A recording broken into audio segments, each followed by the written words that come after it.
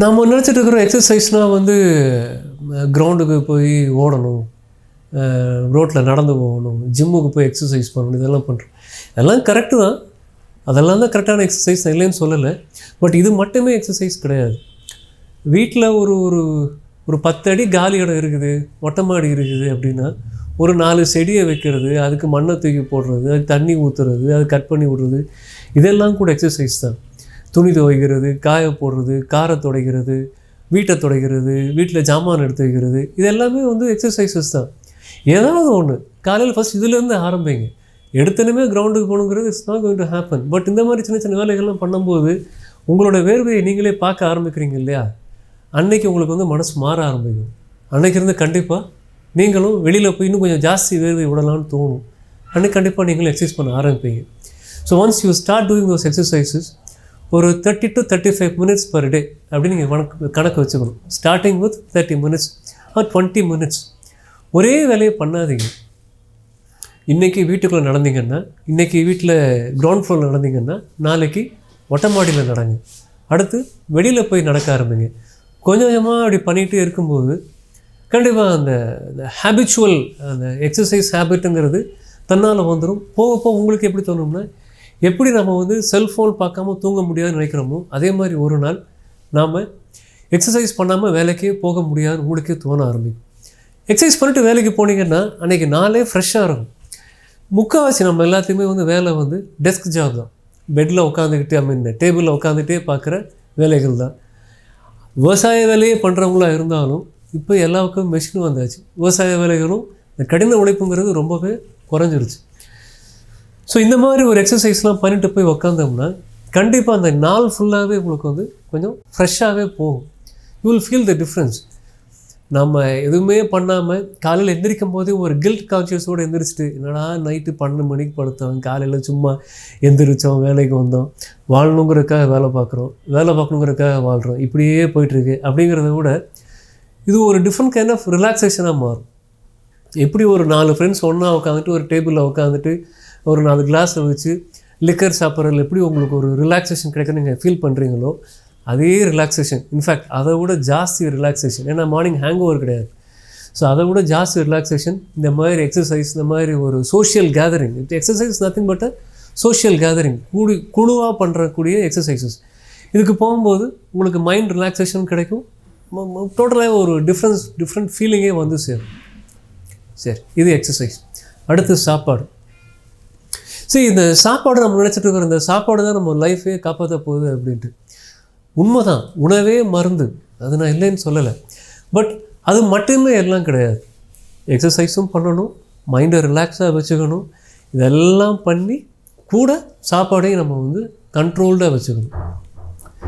சாப்பாடு டயட்டை பொறுத்த வரைக்கும் ஃபஸ்ட் அண்ட் ஃபார்மோஸ்ட் என்னென்னா, வாரத்தில் 7 நாள் இருக்குதுன்னா 7 நாளும் குவான்டிட்டி ஒரே மாதிரி இருக்கணும். இன்றைக்கி ஒரு கப் சாம்பார், ஒரு கப் ரசம், ஒரு கப் தயிர் ஊற்றி சாப்பிடுவோன்னா நாளைக்கும் அதே ஒரு கப் சாம்பார், ஒரு கப் ரசம், ஒரு கப் தயிர்னு இருக்கணும். இன்றைக்கி சாம்பார் நல்லா இல்லை அதனால் இன்றைக்கி ஒரு கப், இன்றைக்கி சாம்பார் சூப்பராக இருக்குது அப்படிங்கிறக்கா அன்றைக்கி 2 கப், இந்த மாதிரி போகிறது தான் பிரச்சனை. எல்லா நாளும் உங்களோட குவான்டிட்டியே மாற்றாதீங்க. ஏன்னா நான் சொல்கிறது கேட்டு பாருங்கள், எல்லா நாளும் உங்களோட வேலை மாற போகிறது கிடையாது. நேற்று என்ன வேலையோ அதே வேலை தான் இன்றைக்கி என்ன வேலையோ அதே தான் நாளைக்கு. நேற்று என்ன எக்ஸசைஸ் பண்ணிங்களோ அதே தான் இன்றைக்கி பண்ண போகிறீங்க, இன்றைக்கி என்ன பண்ணிங்களோ அதான் நாளைக்கும் பண்ண போகிறீங்க. அப்போ இருக்கும்போது சாப்பாடை மட்டும் ஏன் மாற்றணும்? நம்ம ஹேர் ஸ்டைல் ஆமாம் டெய்லி ஒவ்வொரு மாதிரியாக ஹேர் ஸ்டைல் பண்ணிட்டு போகிறோம், கிடையவே கிடையாது. ஸோ சாப்பாடையும் ஒரே மாதிரி வச்சுக்கிட்டிங்கன்னா ஒரு லாங் ரனில் உங்களுக்கு எவ்வளோ எக்ஸசைஸ் பண்ணால் எவ்வளோ வெயிட் குறையுங்கிற ஒரு ஐடியா வந்து உங்களுக்கு கிடைக்கும். இன்றைக்கி நான் 2 கிலோமீட்டர் எக்ஸ்ட்ரா ஓடிட்டேங்கிறதுக்காக 2 கப் எக்ஸ்ட்ரா சாப்பிட்றத விட சாப்பாடு ஒரே அளவாக வச்சுக்கோங்க. டைமுக்கு சாப்பிடுங்க. டைம்லி மீல்ஸ், அது இஸ் மோஸ்ட் இம்பார்ட்டன்ட் திங். இந்த டைம்லி மீல்ஸ் நீங்கள் எடுத்துக்கிட்டிங்கனாலே ஜங்க் ஃபுட் சாப்பிட்றது தன்னால் குறைஞ்சி போயிடும். எப்படி ஏன் ஜங்க் ஃபுட் சாப்பிட்றோம்? 12 மணிக்கு சாப்பிட வேண்டிய சாப்பாடு 3 மணிக்கு சாப்பிட்றோம். நான் வந்து லைனுக்கு போனேன், கலெக்ஷனுக்கு போனேன், அதனால் வந்து பைக்லேயே சுற்றிட்டு இருக்கிறேன், அதனால் என்னால் வந்து டைம்லி மீல்ஸ் எடுத்துக்க முடியல, அதனால் போகிற வழியில் நிறுத்தி ஒரு டீ கடையில் போய் ஒரு பஜ்ஜி, ஒரு காஃபி இதெல்லாம் சாப்பிட்டு போய்க்கும். ஒரு பஜ்ஜி சாப்பிட்றதுனால என்ன ஆகுது? இப்படி தான் நமக்கு தோணும். அந்த பஜ்ஜி சாப்பிட்றதுனால தான் வயிறு புண்ணு வரும், நெஞ்சு எரியும், நெஞ்சு எரிச்சலுக்கு அதுக்கு ஒரு மாத்திரை போட்டுக்கலாம்னு நினைப்போம். இது இப்படியே இந்த சைக்கிள் கண்டினியூ ஆகிக்கிட்டே இருக்கும். நாளைக்கு ஒரு தீராத அல்சரில் கொண்டு போய் விட்டுரும். ஸோ ஒரு டைம்லி மீல் நீங்கள் வச்சுக்கோங்க. 12 மணிக்கு சாப்பிட்றீங்களா, டெய்லி 12 மணி, மேக்ஸிமம் ஒரு ½ அன் ஹவர் முன்ன பின்ன அந்த டைமுக்குள்ளே சாப்பிட ட்ரை பண்ணுங்கள். எங்கே போனாலும் கையில் சாப்பாடு கொண்டு போயிருங்க. வேலை எப்படி வேணாலும் இருக்கட்டும், என்ன வேணாலும் பண்ணட்டும், நாம் அந்த டைமுக்கு அந்த சாப்பாடு ஒரு தட்டு பசி இல்லாமல் இருக்கிறதுக்கு ஏதோ கொஞ்சம் லைட்டாக கொண்டு போய் சாப்பிட்டுட்டோம்னா பிரச்சனையே இல்லை. பொதுவாக home cooked meals it's a best thing. ஹோட்டலில் சாப்பிட்றத விட ஹோம் குக்டு மீல்ஸ் தான் பெஸ்ட். நம்ம வெஸ்டர்ன் பாப்புலேஷனோட நம்மளை கம்பேர் பண்ணோம்னா நம்ம we are supposed to take more fruits, more vegetables. நம்ம நம்மளோட உணவு முறைகளை பொறுத்த வரைக்கும் பார்த்தோம்னா அசைவம் அதிகம் கலக்காத ஒரு உணவு முறை. அப்படி இருந்துமே வெஸ்டர்ன் பாப்புலேஷனை விட நமக்கு ஹார்ட் அட்டாக், சுகர், ப்ரெஷர் ஜாஸ்தியாக இருக்குது. காரணம் நம்மளோட உணவு முறைகள் நம்ம மறந்துட்டோம். இந்த கடலை, பருப்பு, சுண்டல் இதை சாப்பிட்றத நிறுத்திட்டோம். கிழங்கு வகைகள் சாப்பிட்றத நிறுத்திட்டோம். வெறும் ரைஸ், அதுவும் பாலிஷ்டு ரைஸ், அதுவும் டன் கணக்கில் சாப்பிட்டுட்ருக்குறோம். காஃபியில் சுகர், ஏகப்பட்ட அளவு சுகர் போட்டு சாப்பிட்டுட்ருக்குறோம். இந்த மாதிரி இதனால தான் நம்மளோட இருதய நோய், பிபி, சுகர் இது எல்லாமே மற்ற பாப்புலேஷனோட நமக்கு ஜாஸ்தி ஆயிடுச்சு. ஸோ நாம் முடிவு பண்ணோம்னா வித்தின் அ ஜெட் நம்மளால் பழைய உணவு முறைகளுக்கு மாறிட ஈஸியாக முடியும். பழைய உணவு முறைகளுக்கு மாறிட்டாலே போதும், இந்த ப்ரெஷர், சுகர், ஹார்ட் ப்ராப்ளம் எல்லாத்தையுமே ஈஸியாக அவாய்ட் பண்ணவும் முடியும். இது ஒரு பக்கம். இப்போ அடுத்து நமது உலகத்தின் நண்பன் விவசாயிகள்.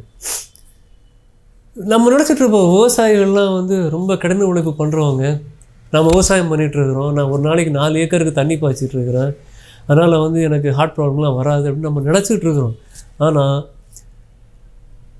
அர்பன் பாப்புலேஷனை விட ரூரல் பாப்புலேஷன், இந்த கிராமங்களில் இருக்கிறவங்கக்கிட்ட சர்க்கரை நோய் ரொம்ப ஜாஸ்தியாகவே இருக்குது, ப்ரெஷர் ரொம்ப ஜாஸ்தியாகவே இருக்குது, இருதய பிரச்சனைகளுக்கு ரொம்ப ஜாஸ்தியாகவே வருது. இதுக்கெல்லாம் பல காரணங்கள் சொல்லிகிட்டு இருக்கிறாங்க. ஃபார் எக்ஸாம்பிள் இப்போ இந்த பெஸ்டிசைட்ஸ் யூஸ் பண்ணுறது, கிராமங்களில் மருந்து தெளிக்கிறது, செடிகளுக்கு மருந்து தெளிக்கிறது. அப்போது அந்த மருந்து தெளிக்கிறதுக்கான அந்த ப்ரிவென்ஷன் சொல்லுவாங்க இல்லையா, அந்த கோட்டை போட்டுக்கிட்டு, காகல்ஸ் போட்டுக்கிட்டு, மாஸ்கெல்லாம் போட்டுக்கிட்டு, க்ளவுஸ் போட்டுட்டு, இந்த மாதிரி நம்ம ஆளுங்க யாருமே பண்ணுறது கிடையாது. ஒரு லுங்கியை கட்டிக்கிட்டு, ஒரு பனியனை போட்டுக்கிட்டு, ஷோல்டரில் தொங்க விட்டுக்கிட்டு பிஸ்ஸுன்னு எல்லா பக்கமும் செடிக்கு மருந்து அடிச்சிட்ருக்குறோம். இந்த மருந்துனால அது மருந்து நம்ம தோலில் போடணும், மூக்கில் போகணும், வாயில் போகணும். இதனால் பாய்சன் மட்டும் கிடையாது, இது நச்சுக்கொல்லி மட்டும் கிடையாது, இதனால் இருதய நோய்களும் ஜாஸ்தியாக வருதுன்னு சொல்லிட்டு இருக்கிறாங்க. இப்போல்லாம் இருதய நோய்கள், நுரையீரல் நோய்கள் இதெல்லாமே இப்போ ஜாஸ்தி ஆகிட்டு இருக்குன்னு சொல்கிறாங்க. இது ஒரு முக்கியமான காரணம். ஈஸிலி நெக்லெக்டட், கவனிக்கப்படாத மிக முக்கியமான காரணம் இதுதான். ஸோ இந்த மருந்தெல்லாம் தெளிக்கும் போது கொஞ்சம் கேர்ஃபுல்லாக, முடிஞ்ச அளவுக்கு ப்ரொடெக்ஷனோட, அட்லீஸ்ட் இந்த பாண்டானான்னு சொல்லுவாங்க இல்லையா, அந்த கர்ச்சீஃப் கட்டுறது, இந்த பைக் ஓட்டுறவங்கலாம் கர்ச்சீஃப் கட்டியிருப்பாங்க, அந்த மாதிரி ஒரு கெட்டியான துணி. நம்ம கோவிட் டைமில் கூட அரசியல் தலைவர்லாம் நமக்கு துணி கட்டிட்டு நமக்கு போஸ்டெல்லாம் கொடுத்துருந்தாங்க. அந்த மாதிரி ஒரு துணியெல்லாம் கட்டிட்டு, முடிஞ்ச அளவுக்கு கையில் எல்லாம் ஆகாத அளவுக்கு ஒரு போர்வையோ துணியோ சுற்றி கட்டிட்டு மருந்து தெளிங்க. அதனால் பல வியாதிகள் தோல் வியாதிகள், நுரையீரல் கோளாறுகள், இருதயவாதிகள் எல்லாத்தையுமே உங்களால் ப்ரிவென்ட் பண்ண முடியும். அதே மாதிரி கிராமத்தில் இருக்கிறவங்களுக்கு பழங்கள் ஜாஸ்தி கிடைக்காது.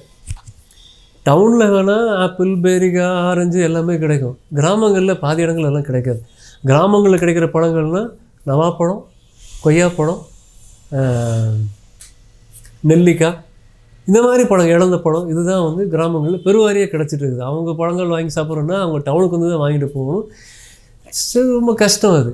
அட்லீஸ்ட் பக்கத்தில் என்ன பழங்கள் கிடைக்குதோ, ஏதோ ஒரு பழம் அப்படி வேலை பார்க்கும்போது மரத்தில் காய் வச்சுருந்துச்சுன்னா அப்படியே பிடிங்கி சாப்பிட்றது. மாம்பழம் இதெல்லாம் கிடைக்கும், வாழைப்பழம் இதெல்லாம் கிடைக்கும். ஏதோ ஒரு பழங்கள் எப்படி சாப்பிட்டு டெய்லி வேலைக்கு போய்க்கிறது நல்லது. டவுனில் கிடைக்காத ஒரு விஷயம் கிராமத்தில் என்ன கிடைக்கும்னா காய்கறி, நிறைய காய்கறிகள் கிடைக்கும். காய்கறிகள் நிறைய சாப்பிட்டுக்கோங்க, ரைஸை கம்மி பண்ணிக்கோங்க. சரி, அடுத்து இந்த ரைஸு, கோதுமை. நான் ரைஸே சாப்பிட்றதில்ல, நான் கோதுமை தான் சாப்பிட்டுட்ருக்கிறேன், அப்புறம் எனக்கு எப்படி சர்க்கரை ஜாஸ்தியாகும் அப்படின்னு சொல்லி கேட்பாங்க. ரைஸு கோதுமை எல்லாமே ஒன்று தான். என்ன ஒரே ஒரு வித்தியாசம், ஒரு தடவை ரைஸ் சாப்பிட்றோம் இல்லையா, ஒரு தடவை சாம்பார் ஊற்றி சாப்பிட்ற அந்த ரைஸும் 3 சப்பாத்தி சாப்பிட்றது ஒன்று அப்படின்பாங்க. அதனால் சப்பாத்தி சாப்பிடும்போது பசி ஈஸியாக அடங்கிடும், கம்மியாக சாப்பிடுவோம். இவ்வளோ தான் கணக்கே தவிர சப்பாத்தி சாப்பிட்றதுனால நமக்கு ஹார்ட் அட்டாக் வராமலாம் இருக்க போகிறது கிடையாது. அளவை கம்மியாக வச்சுக்கோங்க, அதுதான் முக்கியம். எப்போயுமே இந்த ஒரு யூடியூப் வீடியோவில் கூட பார்த்தேன், ஒரு வாழை இலையில் சாப்பாடு நம்ம எப்படி சாப்பிடுவோம், இந்த பக்கம் சாப்பாடு போட்டு காய்கறி முன்னாடி சாப்பிடுவோம். அதை அப்படியே திருப்பி வச்சுக்கிட்டு ரைஸ் அந்த பக்கமும் காய்கறி இந்த பக்கம் வச்சுக்கிட்டு யூடியூப் வீடியோவில் பார்த்து அந்த மாதிரிலாம் ட்ரை பண்ணலாம். காய்கறிகள் நிறையா சாப்பிட்றதுக்கு என்னென்ன வழிகள் இருக்கும் அதெல்லாம் பண்ணுங்கள். எந்த காய்கறியுமே கெட்ட காய்கறி கிடையாது. இந்த சொல்லுவாங்க கேரட் சாப்பிட்டா சர்க்கரை ஜாஸ்தியாகும், முட்டைக்கோஸு காலிஃப்ளவர் எல்லாம் சாப்பிட்டா சர்க்கரை ஜாஸ்தியாகும். அதெல்லாம் பெருசாக ஒன்றும் ஜாஸ்தியாக போகிறது கிடையாது. அதெல்லாம் நீங்கள் ரைஸை தேவையான அளவு குறைச்சிட்டிங்கனாலே இந்த காய்கறிகள் சாப்பிட்றதுனால எதுவும் ஆக போகிறது கிடையாது. அதே மாதிரி இந்த சர்க்கரை வள்ளிக்கிழங்கு குச்சி கிழங்கு இதெல்லாம் சாப்பிட்டா சர்க்கரை ஜாஸ்தியாகும் அப்படின்னு சொல்லுவாங்க. அப்போல்லாம் ஒன்றும் பெருசாக ஒன்றும் ஜாஸ்தியெலாம் ஆகாது. இன்ஃபேக்ட் சர்க்கரை வள்ளிக்கிழங்கு வந்து ஹார்ட்டுக்கு ரொம்ப நல்லதுன்னு சொல்லுவாங்க. ஒரு ரீசன்ட் ஸ்டடியில் வந்து உலகத்திலேயே வந்து அதிக ஆயுட்காலம் கொண்ட நாடுகளில் சில தீவுகளை செலக்ட் பண்ணாங்க. ஜப்பான் பக்கத்தில் இருக்கிற சில தீவுகளை செலக்ட் பண்ணாங்க. அவங்ககிட்ட போய் உங்கள் சாப்பாடோட மெயின் டயட் என்ன அப்படின்னு சொல்லி கேட்டாங்க. அவங்க எல்லாருமே சொன்னது, எங்கள் சாப்பாட்டில் கண்டிப்பாக இந்த ஸ்வீட் பொட்டேட்டோஸ் கண்டிப்பாக நாங்கள் வந்து அதை சேர்த்துக்குவோம், அது இல்லாமல் எங்களால் சாப்பிடவே முடியாது அப்படின்னு சொல்லுவாங்க. ஸோ அந்த ரிசர்ச் அவங்க கண்டுபிடிச்சது வந்து இந்த ஸ்வீட் பொட்டேட்டோ வந்து it's a very hard healthy diet. அதனால் வந்து ஹார்ட்டுக்கு பல வியாதிகளை வந்து ப்ரிவென்ட் பண்ண முடியும் அப்படின்னு சொல்லி கண்டுபிடிச்சாங்க. இதெல்லாம் சாப்பிட்டுக்கலாம், ஒன்றும் பிரச்சனை ஒன்றும் கிடையாது.